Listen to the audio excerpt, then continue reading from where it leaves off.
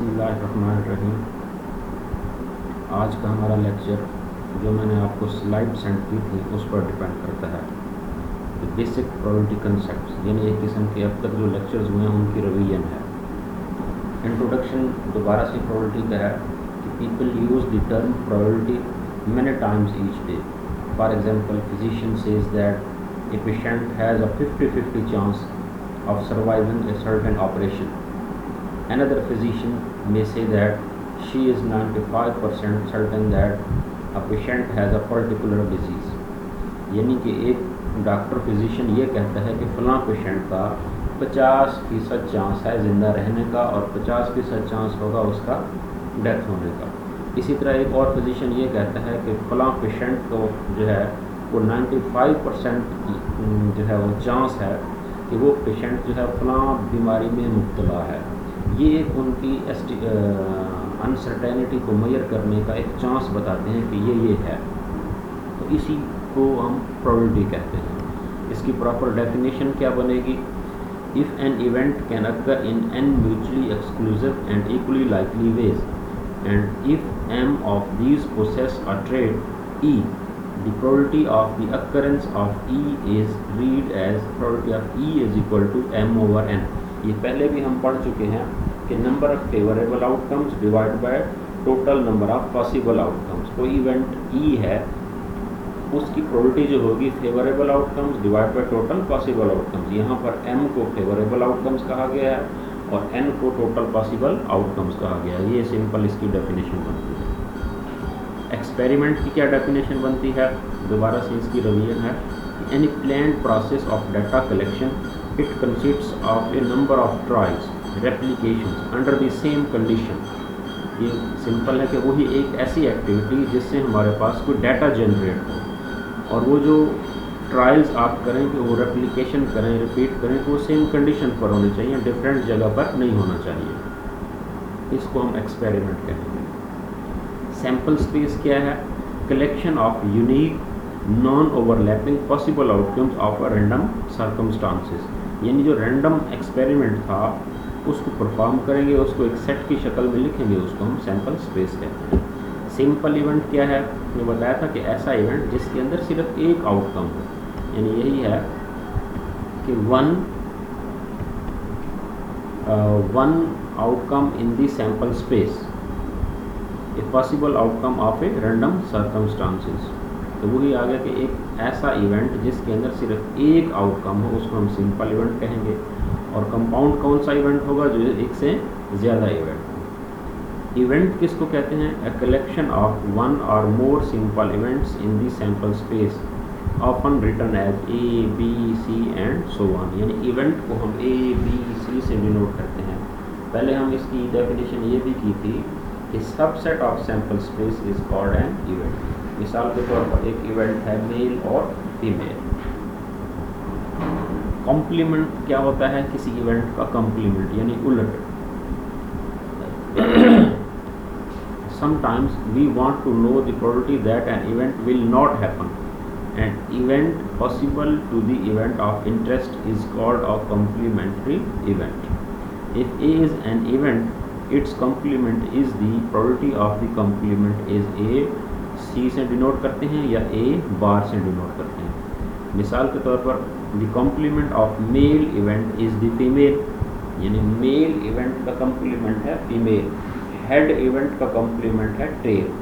तो ये उसका उलट, यानी जो एक आपसे पूछा जा रहा होता है आप उसकी उलट अप्रोच से वो सॉल्व कर दें तो उसको कॉम्प्लीमेंट्री अप्रोच कहते हैं। मिसाल के तौर पर आपके पास थाउजेंड्स की कापी है और आपने किसी को 900 देने हैं, तो आप क्या कर सकते हैं? कॉम्प्लीमेंट यूज़ करके 100 रुपीज़ निकाल दें, बाकी उसको दे दें। एक तरीका पहला ये था कि आप 900 गिनकर उस कापी से उसको दें। दूसरा कॉम्प्लीमेंट क्या तरीका है कि 100 रुपीज़ निकाल लें, बाकी उसको दे दें। ये कॉम्प्लीमेंट की अप्रोच कहलाती है। व्यूज़ ऑफ प्रोबेबिलिटी, यानी इसकी प्रोबेबिलिटी के जो हमने कहा था कितनी अप्रोचेज़ हैं। एक सब्जेक्टिव अप्रोच है, वो क्या है? It is an estimate that reflects a person's opinion or best guess about whether an outcome will occur. यानी ये सब्जेक्टिव अप्रोच है, इसमें हर शख्स के एक्सपीरियंस की बुनियाद पर पर्सनली ओपिनियन होती है, राय होती है। तो उसको ज़रिए जो आंसर निकाला जाता है उसको हम सब्जेक्टिव अप्रोच कहते हैं।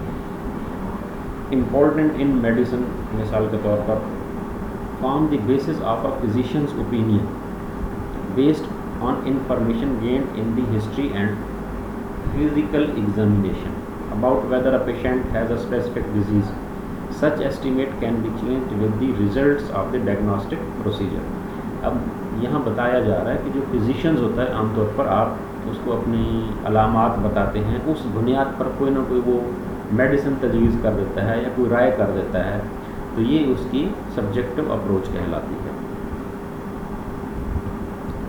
दूसरी अप्रोच कहलाती है ऑब्जेक्टिव। इसमें फिर इसकी कुछ टाइप्स हैं, मसलन क्लासिकल डेफिनेशन ऑफ प्रोबेबिलिटी हमने पढ़ी थी, ये उसकी यहाँ पर वजाहत की गई है। It is well known that the probability of flipping a fair coin and getting a tail is 0.5। कहते हैं ये हम सब जानते हैं कि प्रोबेबिलिटी एक कॉइन को टॉस करने से जो आती है वो हेड की प्रोबेबिलिटी 0.5 है और टेल की प्रोबेबिलिटी भी 0.5 है। एक कॉइन को फिर आप 10 टाइम्स थ्रो करें, is there a guarantee that exactly 5 tails will be observe. तो क्या ये गारंटी है कि उसमें से 5 टेल आएंगे या 5 हेड आएंगे? नहीं, गारंटी तो नहीं है। नेक्स्ट है कि if the coin is flipped 100 times with 1000 flips, यानी आप 100 टाइम्स करें या उसको 1000 टाइम जो है वो कॉइन को टॉस करें, फ्लिप करें, तो फिर उससे क्या होगा? फिर आखिर में इसका कंक्लूजन बताया गया है कि as the number of flips becomes larger the proportion of coin या probability of coin flips that the result in tails approaches 0.5। तो फिर हेड और टेल की प्रोबेबिलिटी बराबर हो जाएगी। आप बेशक खुद भी एक कॉइन को 1000 टाइम्स टॉस करें और नोट करते रहें, तो फिर इन द एंड कंक्लूजन यही निकलेगा कि हेड और टेल की प्रोबेबिलिटी जो है 0.5 को अप्रोच कर रही होगी, नज़दीक तरीन होगी, यानी हेड और टेल आने का चांस इक्वल हो जाएगा। इसके यहाँ टेबल से वजाहत की गई है कि मिसाल के तौर पर example probability of male versus female births. Long run relative frequency of males born in king Saudi Arabia is about 0.512, यानी कि 512 बॉयज़ बॉर्न पर 1000 बर्थ्स, यानी 1000 बर्थ्स होती हैं तो उसमें 512 बॉयज़ हैं और बाकी 1000 में से 488 जो हो जाएंगे, 488 जो है वो गर्ल्स की पैदाइश होती है। अब इसको टेबल से वजाहत की गई है। A table provides results of simulation, the proportion is far from 0.512 over the first few weeks but in the long run settle down around 0.512। कहते हैं शुरू वाले वीक्स में तो हमने देखा प्रोबेबिलिटी इस 0.512 से बहुत दूर है, इसके करीब तो नहीं है, लेकिन इन दी लॉन्ग रन जो ही हमने एक्सपेरिमेंट्स की तादाद बढ़ाई है तो उसकी प्रोबेबिलिटी 0.12 के करीब हो गई है। देखिए इस टेबल में वीक ऑफ वाचिंग, यानी जो ऑब्ज़र्व किया है, पहले हफ्ते हमने ऑब्ज़र्व किया, ये डाटा लिया गया है हॉस्पिटल से या जो भी उसकी यहाँ गवर्नमेंट ऑर्गेनाइजेशन है। टोटल 30 बर्थ्स हुई हैं, उसमें से 19 बॉयज़ हैं। अब प्रोपोर्शन ऑफ बॉयज़ हम निकालना चाह रहे हैं, यानी प्रोबेबिलिटी ऑफ बॉयज़, तो ये फेवरेबल आउटकम्स 19 हो गए, टोटल पॉसिबल आउटकम्स 30 हो गए। आप 19 को डिवाइड करें 30 पर, 19 डिवाइड बाय 30, तो ये आपके पास आंसर आएगा। आप देखें 0.633 वहाँ बताया गया है, हमने 0.512, ये बहुत दूर आंसर है इसका। फिर हमने 4 वीक्स ऑब्ज़र्व किया, यानी एक्सपेरिमेंट पहले कम था, अब उसकी तादाद बढ़ा दी 4 वीक्स। अब जो टोटल बर्थ्स हुई हैं 116 हुई हैं और बॉयज़ की तादाद कितनी रही 68। अब इसकी प्रोबेबिलिटी निकालें, 68 डिवाइड बाय 116 तो 0.586।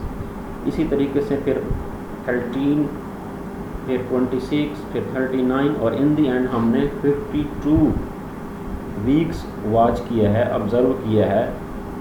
52 वीक्स में जो बर्थ्स हुई हैं टोटल 1237 और उसमें से जो बॉयज़ आए हैं वो 639। अब ये इसको इस पर डिवाइड करें तो 0.517, अब ये 0.512 के करीब हो रही है। यहाँ हमने ये समझना है जो ही हम एक्सपेरिमेंट की तादाद इंक्रीज़ कर रहे हैं तो प्रोबेबिलिटी 0.5 को अप्रोच कर रही है, यानी 50% चांस है बॉयज़ की बर्थ का, 50% चांस है गर्ल्स की फीमेल बर्थ का। तो यहाँ यही रिलेटिव फ्रीक्वेंसी अप्रोच कहलाती है। यानी अगर आप ट्रायल्स की तादाद बढ़ाएंगे, जैसे कहा कि आप एक कॉइन को 2000 टाइम्स टॉस करें तो हेड और टेल आने की प्रोबेबिलिटी बराबर हो जाएगी, बराबर बराबर दोनों आएंगे। ऑब्जेक्टिव अप्रोच क्या है?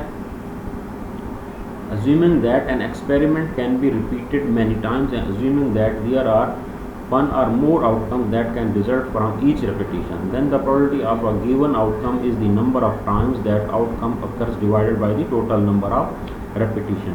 अब इसी को टेबल से वजाहत है प्रॉब्लम। मिसाल के तौर पर कि हमने देखा कि ब्लड ग्रुप ओ के जो हैं उसमें से 20 मेल्स निकले और 20 फीमेल्स निकले, टोटल तादाद हो गई 40। फिर ब्लड ग्रुप ए के 17 और फीमेल्स 18 और ये टोटल ये हो गया। अब ब्लड ग्रुप बी थे, यानी अब यहाँ पे रिपीट हो रहा है, ओ ए बी, ओ के 20 आ गए, बी के फिर 8, फीमेल्स का 7 और 15। इसी तरह ब्लड ग्रुप ए बी के 5 मेल्स और 5 फीमेल्स और टोटल। अब इसमें रेपिटेशन अलाउड है कि आपकी क्लास जैसे सारी बैठी हुई है, तो इसमें मैंने एक स्टूडेंट का टेस्ट कराया तो ब्लड ग्रुप ए निकला, फिर दूसरे का बी निकला, फिर तीसरे का ओ दोबारा निकल आया, पाँचवें का ओ निकल आया, सातवें का ओ निकल आया। ये रेपिटेशन है, इसको कहते हैं कि ये रिपीट हो रहा है। इसी तरीके से यही है कि ये है ईट बारबेक्यू। 90 लोगों ने बारबेक्यू, ये outbreak of food poisoning occurs in a group of students who attested a party. अब बारबेक्यू पर जो गए लोग, तो 90 को नहीं हुआ फूड पॉइजनिंग, 30 को फूड पॉइजनिंग हो गया, नहीं हुआ, 90 को हुआ, 30 को नहीं हुआ, 20 को जो है वो फूड पॉइजनिंग हुई, 60 को नहीं हुई। तो ये टोटल इसकी बताई गई है, यानी ये भी एक रिपीटिशन है। इसके बाद है मार्जिनल प्रोबेबिलिटी क्या होती है? Named so because they appear on the margin, यानी इस नाम से ही जाहिर है कि ये मार्जिन से शो होती है। Of probability table, it is probability of single outcome. मिसाल के तौर पर इन प्रॉब्लम 1, यानी पिछले हमारे प्रॉब्लम 1 में probability of male, probability of blood group A, तो इसको हम इससे शो करेंगे कि probability of male is equal to number of males divide by total number of subjects. तो आप वहाँ देखेंगे तो प्रॉब्लम 1 में 50 फेवरेबल आउटकम्स हो गए, यानी मेल्स हो गए, और टोटल 100 है, तो 0.5 प्रोबेबिलिटी हो गई। कंडीशनल प्रोबेबिलिटी क्या कहलाती है? It is the probability of an event on the condition that certain criteria is satisfied, यानी इसमें एक कंडीशन इन्वॉल्व होती है। कैसे? If a subject was selected randomly and found to be female, what is the probability that she has a blood group O. अब यहाँ पे condition involve की गई है कि ब्लड ग्रुप ओ हो और फीमेल हो। Here the total possible outcomes constitute a subset females, यानी फीमेल्स का सबसेट बनता है of the total number of subjects. This probability is term probability of O given F, यानी अब ये कंडीशन गिवन है कि ब्लड ग्रुप ओ हो मगर फीमेल हो, तो उसमें मेल या फीमेल भी हो सकता था, इसलिए कंडीशन लगाई गई फीमेल की। तो उसकी आप उस टेबल में जाएंगे तो 20/50 आ जाएगा। जॉइंट प्रोबेबिलिटी क्या कहलाती है? It is the probability of occurrence of 2 और मोर इवेंट्स टुगेदर। 2 या 2 से ज़्यादा इवेंट्स बैक वक्त अकर हों तो उसकी हम जॉइंट प्रोबेबिलिटी कहते हैं। ए बी मिसाल के तौर पर, मसलन probability of being male and belong to blood group A B. अब इसका मतलब है कि मेल हो और ब्लड ग्रुप ए बी हो, ये दोनों एट अ टाइम अपीयर होने चाहिए। इसकी हम जब प्रोबेबिलिटी निकालेंगे तो उसको हम जॉइंट प्रोबेबिलिटी कहते हैं। मिसाल के तौर पर probability of male and blood group A B is equal to probability of male intersection A B. तो जहाँ भी ऐसी जॉइंट प्रोबेबिलिटी निकालेंगे तो हम इंटरसेक्शन यूज़ करेंगे। तो प्रोबेबिलिटी ऑफ मेल 5 थे, इंटरसेक्शन ए बी तो टोटल 100 थे। तो वो उस टेबल में जाएंगे तो ये आपको आंसर ये मिलेगा। तो ये बताया गया है कि इस साइन को हम क्या इंटरसेक्शन कहते हैं। प्रॉपर्टीज़ क्या हैं प्रोबेबिलिटी की, वो पहले भी शायद डिस्कस की थी, या ऑब्जेक्टिव जो मैंने भेजी है उसमें भी ये डिस्कस किया गया। The probability ranges between 0 and 1, यानी प्रोबेबिलिटी के आंसर की जो रेंज है वो 0 और 1 है, यानी 0 भी हो सकती है, 1 भी हो सकती है, और इनके दरमियान भी हो सकती है, इससे बाहर नहीं जा सकती। यानी कि प्रोबेबिलिटी का आंसर नेगेटिव नहीं होता, प्रोबेबिलिटी का आंसर 1 से अबव नहीं होता, 1.1, 1.2 या 5, 10, ये आंसर पॉसिबल नहीं है। If an outcome can not occur it's probability is 0, ये इम्पॉसिबल इवेंट की प्रोबेबिलिटी है। बताया था कि एक इवेंट ये अपीयर ही नहीं हो सकता तो उसकी प्रोबेबिलिटी 0 है। मिसाल दी थी कि एक कॉइन को टास्क करें और उस पर 7 आ जाए या 6 आ जाए या 2 आ जाए, कॉइन पर तो वो 2 होता ही नहीं है, तो वो आएगा ही नहीं, वो इम्पॉसिबल इवेंट है। इसी तरीके से एक कॉइन को थ्रो करें और 7 आ जाए, तो 7 उस पर होता ही नहीं है, तो इम्पॉसिबल इवेंट है। If an outcome is sure, ये श्योर इवेंट की डेफिनेशन है। जब श्योर इवेंट हो, यकीनी इवेंट हो, तो उसकी प्रोबेबिलिटी 1 होती है। Sum of probabilities of mutually exclusive outcomes is equal to 1। अगर आपके पास म्यूचुअली एक्सक्लूसिव इवेंट्स हैं तो उन सबको अगर आप ऐड करें तो उसका आंसर 1 आएगा। मिसाल के तौर पर probability of male and female is equal to 1। पहले ही बताया कि मेल और फीमेल ये दोनों बैक वक्त नहीं हो सकते, तो ये म्यूचुअली एक्सक्लूसिव इवेंट्स हैं। म्यूचुअली एक्सक्लूसिव इवेंट्स की यही डेफिनेशन थी कि ऐसे इवेंट्स जो एट अ टाइम अपीयर नहीं हो सकते। मिसाल के तौर पर मेल बर्थ्स और फीमेल बर्थ्स बैक वक्त नहीं हो सकती, इनमें से एक बर्थ होगी, तो इन दोनों की प्रोबेबिलिटी 50-50% चांस है, तो दोनों को सम अप करेंगे, आंसर 1 आएगा। आगे कुछ रूल्स हैं प्रोबेबिलिटी के, वो कौन से हैं? पहला रूल है मल्टीप्लिकेशन रूल। अच्छा, इंडिपेंडेंस एंड मल्टीप्लिकेशन रूल कौन सा है कि probability of A and B, इसको हम probability of A multiply probability of B, यानी अगर आपके पास इवेंट्स ए और बी हैं और ए और बी दोनों आपस में इंडिपेंडेंट हैं और प्रोबेबिलिटी आप ए एंड बी की निकालना चाहते हैं, तो दोनों की सेपरेट प्रोबेबिलिटी को मल्टीप्लाई कर दें, आंसर इसका आ जाएगा। Probability of A, probability of B given A, इसको हम कंडीशनल प्रोबेबिलिटी कहते हैं, और प्रोबेबिलिटी ऑफ बी, ये ए और बी दोनों मार्जिनल प्रोबेबिलिटी कहलाती हैं, सेपरेट, और ये नोटेशन है कंडीशनल प्रोबेबिलिटी की। If A and B are independent, अगर दोनों इंडिपेंडेंट हैं तो probability of B given A बराबर होता है प्रोबेबिलिटी ऑफ बी के, यानी ये conditional probability of B given A बराबर होगी प्रोबेबिलिटी ऑफ बी के। मिसाल के तौर पर the joint probability of being male and having blood type O, तो ये क्या है? To know that the two events are independent, compute the marginal and conditional probability of one of them. If they are equal, the two events are independent. If not equal, the two events are dependent कहलाएंगे। probability of O है, ये आप उस table में जाएंगे जो पहले गुजर चुका है, तो 40/100 है उसकी तादाद, और O गिवन n की 20/50 है। Then the two events are independent। अगर हम इंडिपेंडेंट इवेंट्स के निकाल रहे हैं तो ये देखें दोनों के आंसर्स को क्या कर दिया, मल्टीप्लाई कर दिया। रूल्स ऑफ प्रोबेबिलिटी है मल्टीप्लिकेशन रूल, ये अभी हमने डिस्कस कर लिया था, इसको भी हमने कर लिया है। हाँ, एडिशन रूल नेक्स्ट है, rules of probability addition rule, दूसरा रूल है इम्पॉर्टेंट कि A and B are mutually exclusive, the occurrence of one event precludes the occurrence of other. यानी ए और बी म्यूचुअली एक्सक्लूसिव अगर इवेंट्स हों तो ये कैसे इसका रूल लगेगा, वो ये है कि ए और बी, इसको हम डिनोट करते हैं ए यूनियन बी, और ये बराबर होता है probability of A plus probability of B के। ये एडिशन रूल ऑफ प्रोबेबिलिटी कहलाता है। ये किस सूरत में कि ये म्यूचुअली एक्सक्लूसिव इवेंट्स हों, ये शर्त है, तो दोनों को हम ऐड अप कर देंगे। मिसाल यहाँ दी हुई है कि the probability of being either blood type O or blood type A. अब ये probability of O union A, probability of O plus probability of A, तो ये दोनों को हम ऐड अप कर देंगे, यूनियन लॉ है। अब है कि if A and B are non mutually exclusive events, अगर ए और बी नॉट म्यूचुअली एक्सक्लूसिव हों या नॉन म्यूचुअली एक्सक्लूसिव हों तो फिर क्या लगेगा? फिर एडिशन रूल ये बन जाएगा कि क्या occur together, example male and smoker. मिसाल के तौर पर आपकी क्लास में मैं कहूँ कि वो स्टूडेंट स्टैंड अप हो जाएँ जो मेल हैं और फिर स्मोकर हैं, ये दोनों बातें पूरी हो सकती हैं, तो ऐसे इवेंट्स को हम नॉट म्यूचुअली एक्सक्लूसिव इवेंट्स कहते हैं।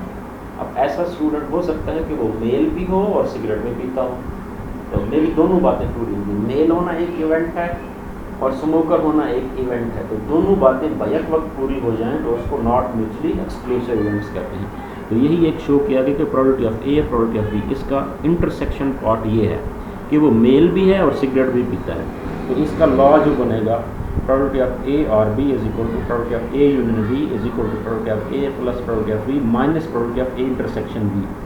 ये यूनियन लॉ ऑफ एडिशन कहलाता है, जनरल रूल ऑफ एडिशन कहलाता है।